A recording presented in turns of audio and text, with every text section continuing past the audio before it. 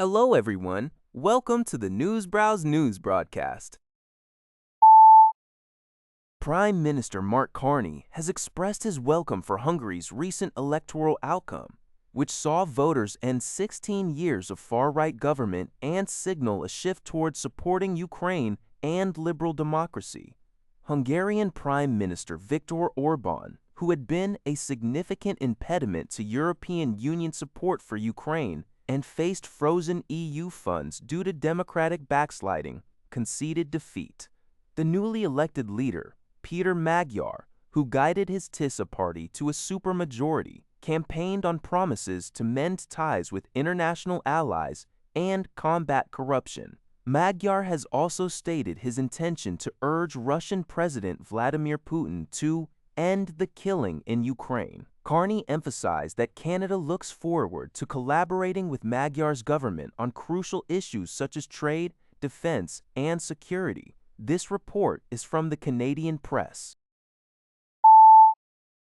Tourneau Tet, Canada's main stock index, the S&P/TSX Composite, edged higher in late morning trading, while global oil prices surged past 100 cents per barrel. This market movement was largely influenced by heightened geopolitical tensions in the Middle East. The U.S. military's declaration to blockade all Iranian ports provoked a strong response from Iran, which, in turn, issued threats against all ports in the Persian Gulf and the Gulf of Oman. These developments followed the breakdown of ceasefire talks between the countries over the weekend, which concluded without an agreement. In New York, the Dow Jones Industrial Average experienced a decline, while the S&P 500 and NASDAQ Composite recorded modest gains. The Canadian dollar also saw a slight increase against the U.S. dollar.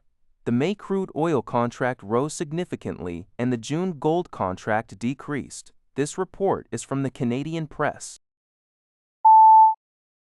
Canada's telecommunications regulator, the CRTC, has mandated that service providers must notify customers before their contracts, discounts, or promotions expire.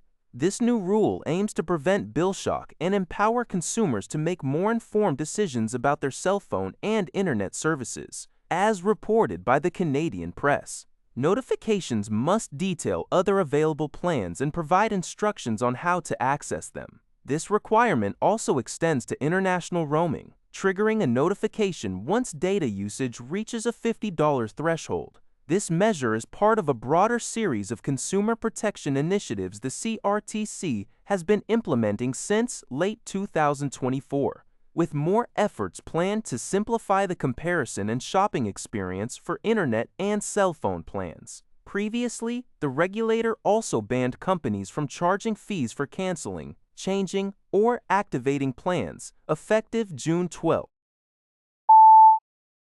Global News reports that new Democratic Party leader Avi Lewis is calling on the federal government to ban algorithmic pricing, describing the retail practice as downright creepy. Lewis announced the NDP will table a motion in Parliament to prohibit what the party terms surveillance pricing.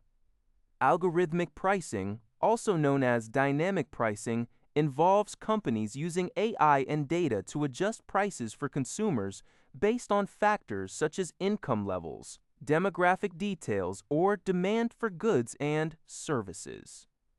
The NDP government in Manitoba recently stated it would forbid retailers from using personal data to inflate prices for specific customers, both in-store and online. The United Food and Commercial Workers Union of Canada has also voiced support for a ban, arguing that such systems prioritize profit over fairness.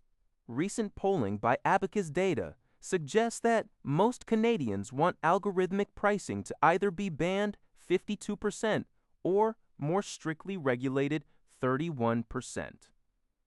Past concerns have included investigations by the Competition Bureau into real estate rental markets and consumer backlash against dynamic pricing trials by companies like Wendy's and Instacart. That's all for this video. Thank you for watching. See you in the next video.